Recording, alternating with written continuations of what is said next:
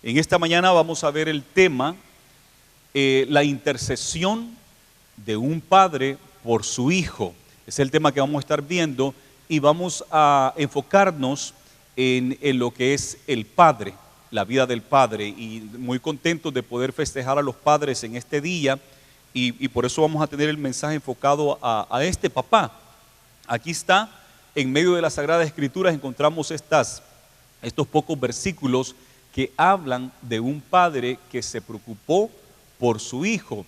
Y al haber él ido a Jesús, acudido a Jesús por ayuda, entonces encontramos que no solamente encontró ayuda, gracias hermano, no solamente encontró ayuda para la sanidad de su hijo, sino que también una ayuda espiritual, ya que toda la familia se hizo creyente en Jesús. Y eso es lo que deseamos nosotros para los padres, que podamos recordar nuestro rol como papás. Como padres hay muchos roles que el papá debe de desarrollar. Yo creo, y al analizar varios de los padres de nuestra iglesia, estuve pensando en muchos padres de aquí de nuestra iglesia y veo que la mayoría de los padres están ahí, presentes, están haciendo su labor espiritual como sacerdotes, están supliendo para las necesidades de la familia económicamente, están cuidando de la familia, preocupados por los hijos en la escuela, y eso a mí me llena mucho de alegría, de que los padres de nuestra iglesia, la mayoría puedo decir, están desarrollando su papel como padres, y así debe de ser, porque nosotros los cristianos debemos de tomar nuestras instrucciones de la palabra del Señor, debemos de tomar nuestro valor, lo que nosotros somos, de lo que Dios dice que nosotros somos, ¿verdad? Nosotros tenemos que tomar las enseñanzas, los principios bíblicos, tomar esto de Dios y ponerlo por obra. En el mundo los padres están ausentes y eso es cierto, y me preocupa que hayan algunos padres en medio de nosotros que están tan impregnados de la ideología del mundo que también hayan padres ausentes en sus hogares aquí en medio de nosotros. Quizás viven ahí con los hijos, quizás viven ahí con la esposa y los hijos, pero no están presentes en cuanto a la preocupación por dirigir a su familia. Y eso de verdad sería una gran lástima, que hayan hermanos cristianos que no están desarrollando su rol como padres en el hogar. Y sé que lo hay, y por eso en esta mañana, de verdad que es el Día de los Padres y quiero festejar y quiero celebrar eso. Pero al mismo tiempo me dan ganas de regañar a algunos cuantos para que tomen su posición como cabeza en el hogar, porque son la cabeza del hogar. El Señor dice que ustedes son la cabeza del hogar. Dice la Biblia que Dios es la cabeza de Jesús, Jesús es la cabeza del hombre y el hombre es la cabeza de su esposa y de su familia. Ese es un gran privilegio, 100% que es un gran privilegio. Pero además de ser un gran privilegio, es una gran responsabilidad. Es una gran responsabilidad.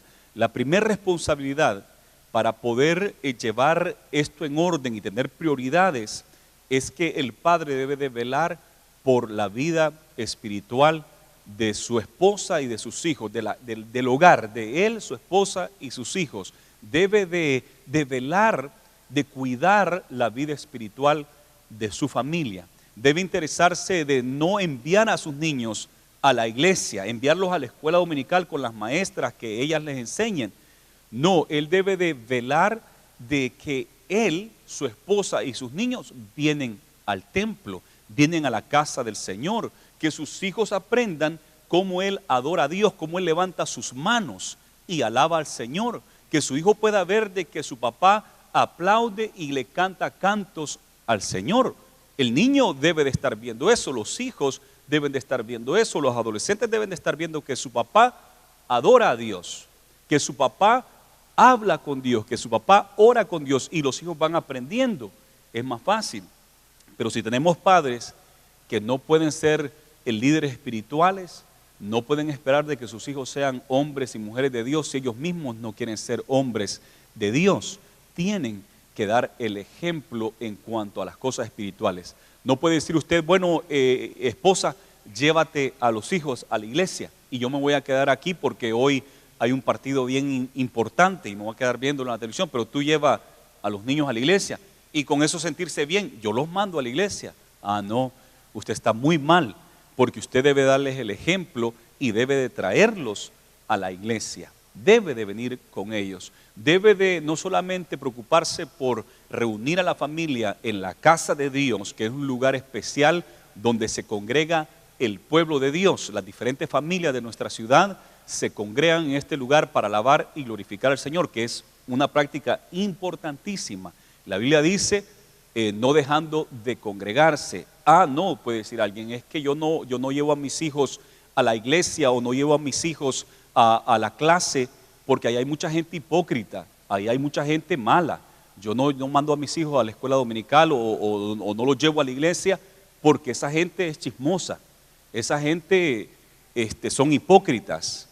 Hace muy mal en enseñarle así a sus hijos, porque usted debe de respetar la iglesia del Señor y amar la iglesia del Señor. La iglesia del Señor es la esposa del Cordero, es la iglesia es la esposa de Jesús.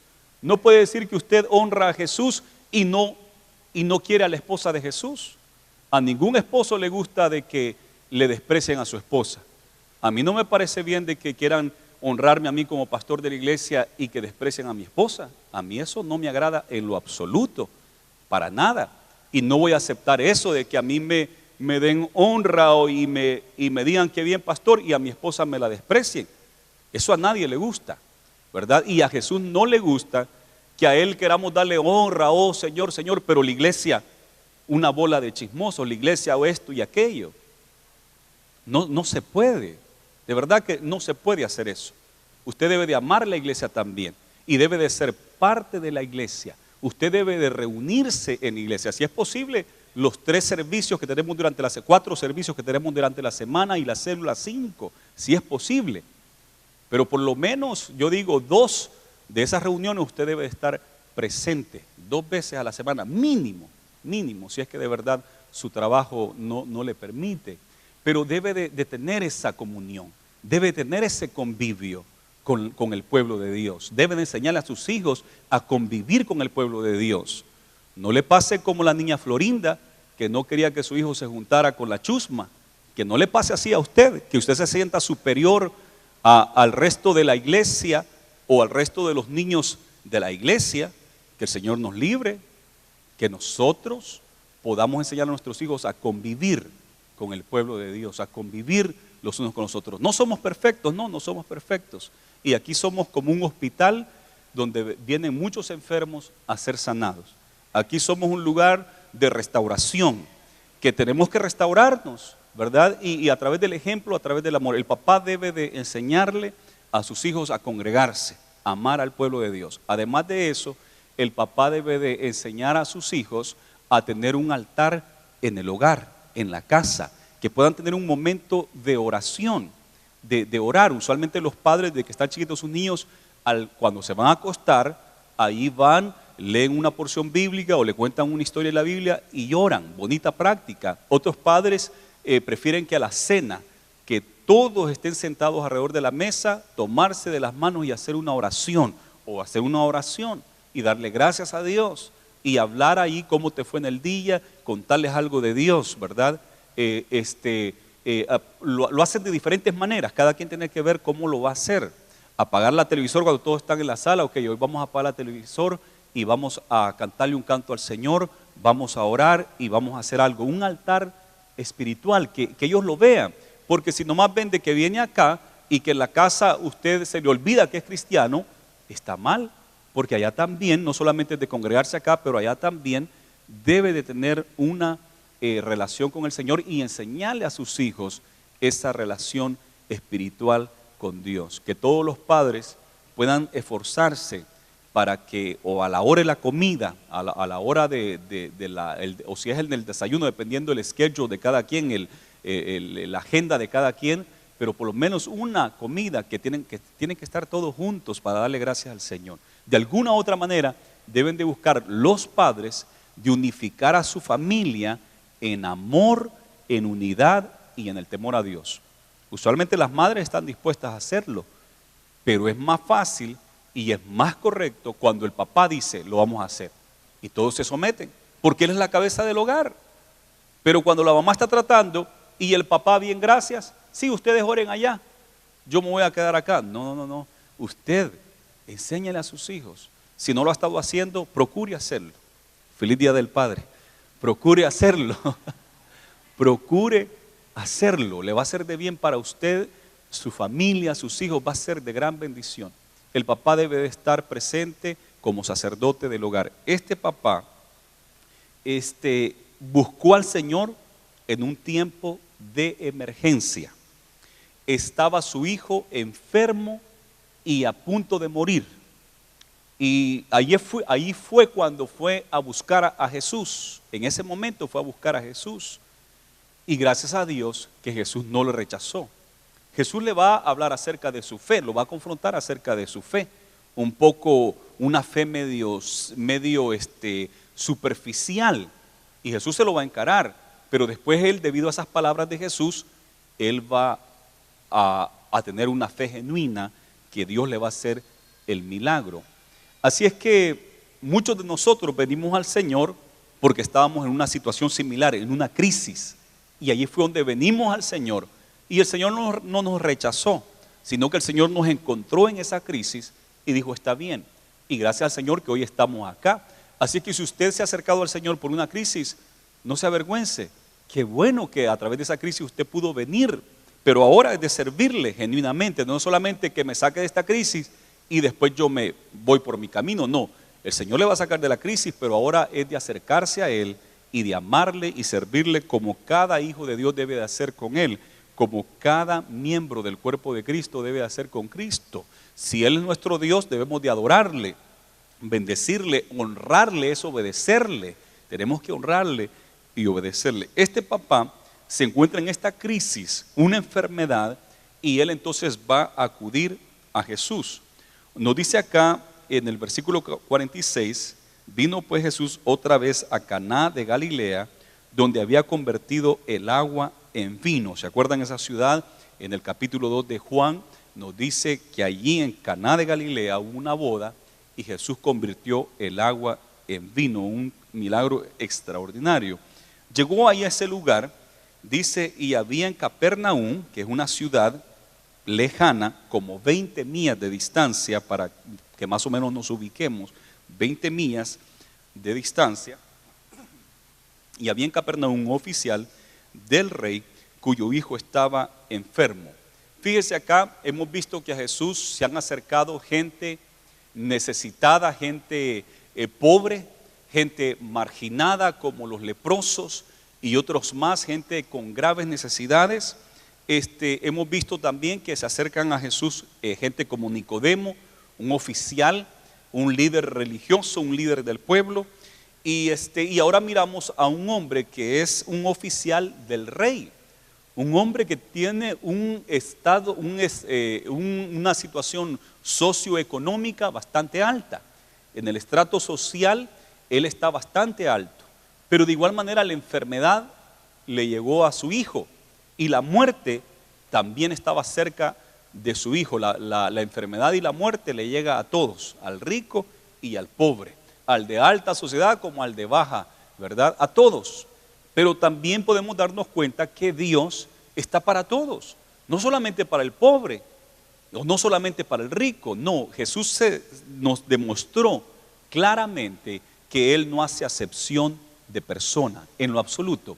Dios no hace acepción de persona, Él está para todos. Y aquí este oficial del rey, un hombre con un alto rango, dice que su hijo estaba enfermo, versículo 47, Juan 4, 47, cuando oyó que Jesús había llegado a Judea, a Galilea, vino a él y le rogó que descendiese y sanase a su hijo que estaba a punto de morir. Entonces Jesús le dijo, si no viereis señales y prodigios, no creeréis. Si no viereis señales y prodigios, no creeréis. Y aquí el Señor lo usa en un término plural. Esto traducido al español corriente de hoy día sería, si no vieran señales y prodigios, no creerían, ¿verdad? Si no viereis, y es plural, si ustedes no ven. y no creeréis. Está en plural también, hablándole a la multitud, no creerían. Claro que aquí nos dice que Jesús le dijo a él, pero allí la gente que está alrededor escuchó. Entonces Jesús le dijo a todos, pero claro, va para él principalmente, pero es para todos. Me gusta la manera de Jesús aquí de hacerlo. Es un hombre que viene a Jesús muy preocupado. Su hijo está enfermo y ya está a punto de morir. Y Jesús lo tiene que reprender por su fe que no era tan genuina. Pero la manera que Jesús lo hace de una manera tierna, de una manera consciente del dolor del hombre, y no le pegó fuerte, ¿verdad? No le dijo generación de víbora, no le dijo así, sino que, y lo hizo plural como para que no le cayera todo a él, sino que lo hizo plural, como que si lo compartió con todos para que no le cayera a él todo eso.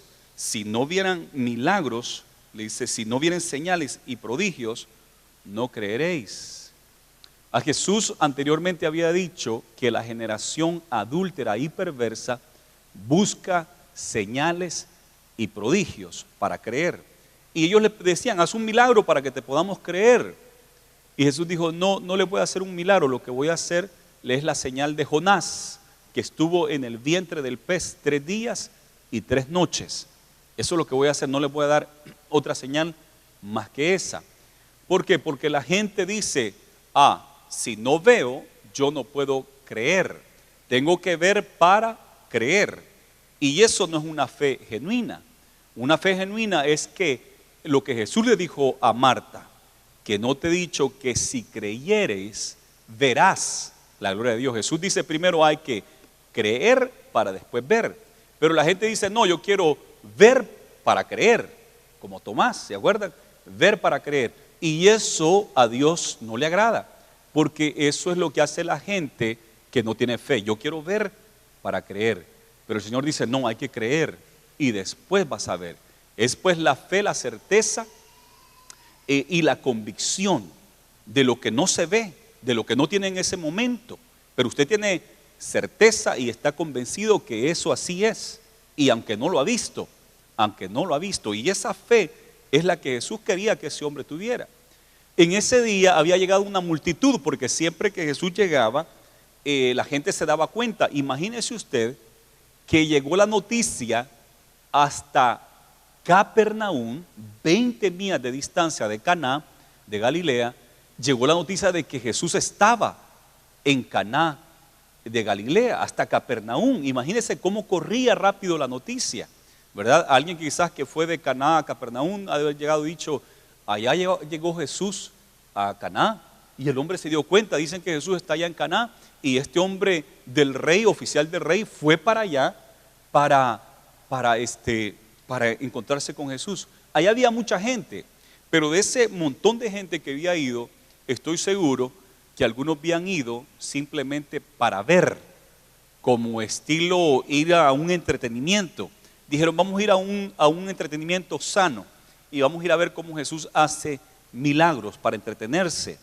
Otros habían ido buscando favores personales, y como aquella vez que Jesús les dio el pan y los pescados, el siguiente día fueron a buscarle porque querían más pan y pescado, y Jesús les recriminó porque ellos le dijeron, mira, Moisés le dio al pueblo 40 años, les dio pan en el desierto, el maná.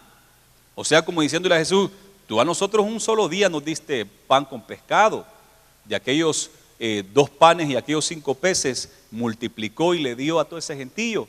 Y no estaban contentos, hoy querían que por lo menos unos 40 años les estuviera dando pez y pan. Qué galán, qué bien, ¿verdad? 40 años que el Señor les estuviera dando. Entonces el Señor les reprende, porque Él les dice, yo soy el pan de vida. Tienen que comerme a mí y tienen que creer en mí para que sean salvos. Mucha gente lo dejó ese día.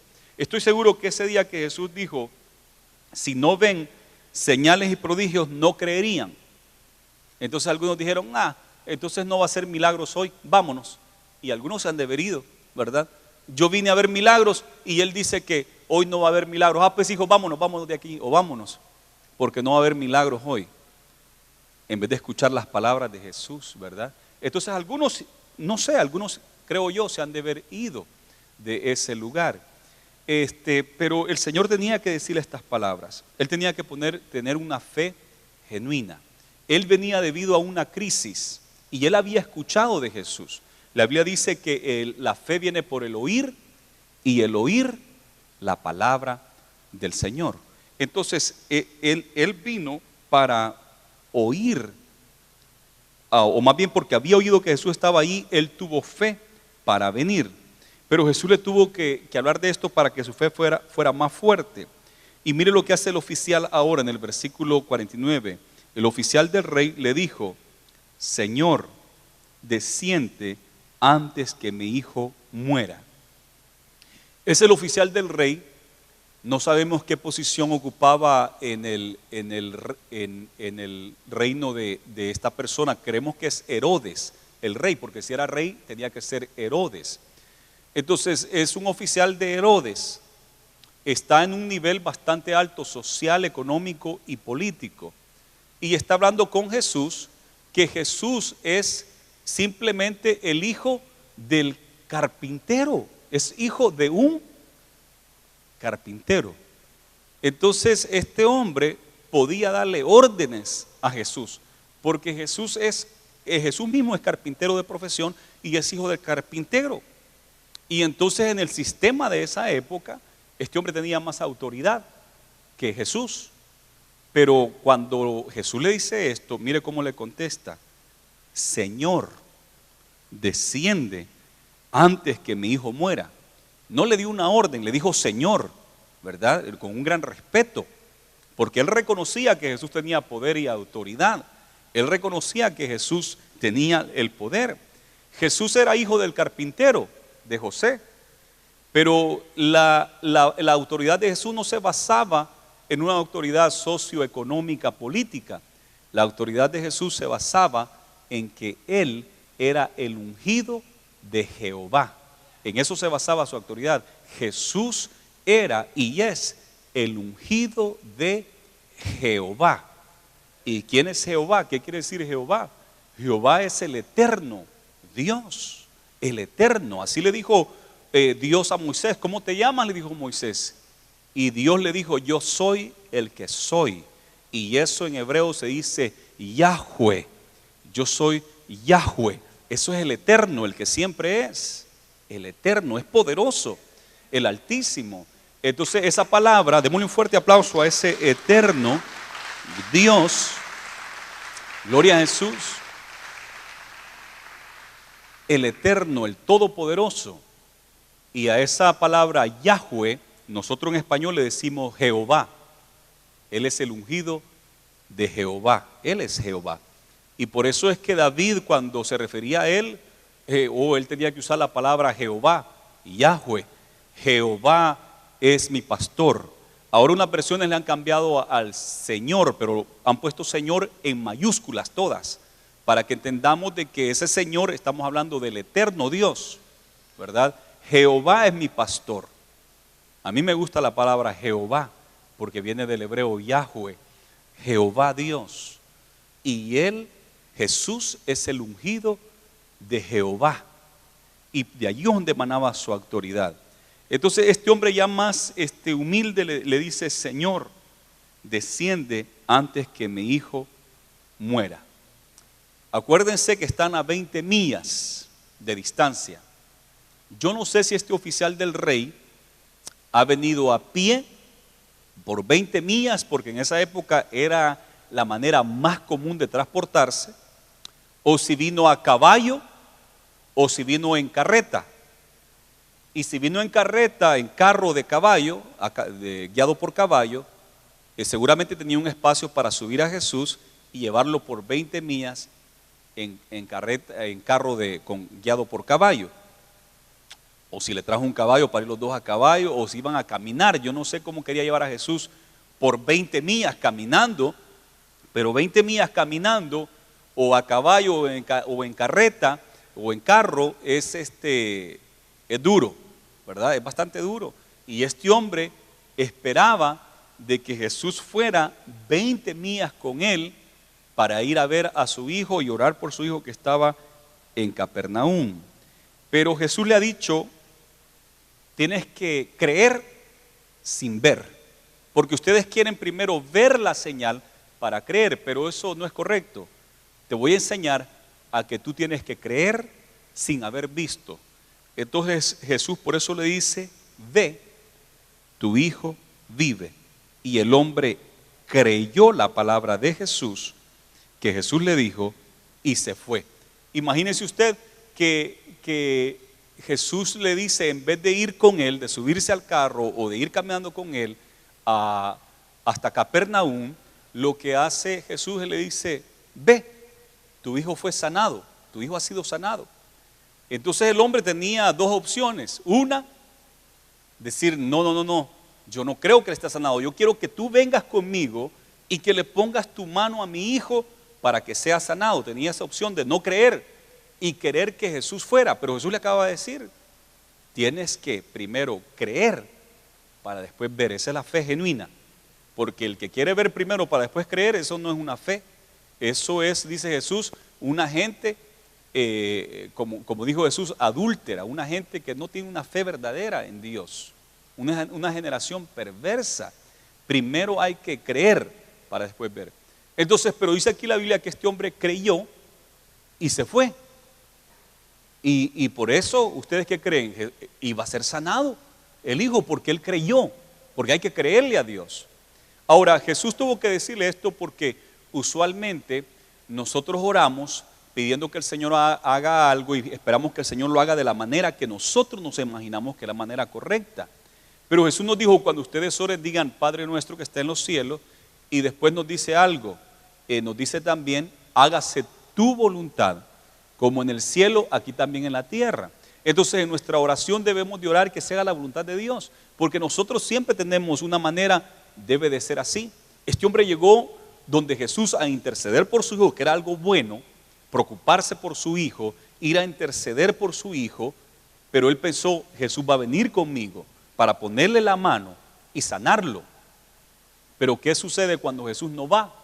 No hizo Jesús como él esperaba que lo hiciera.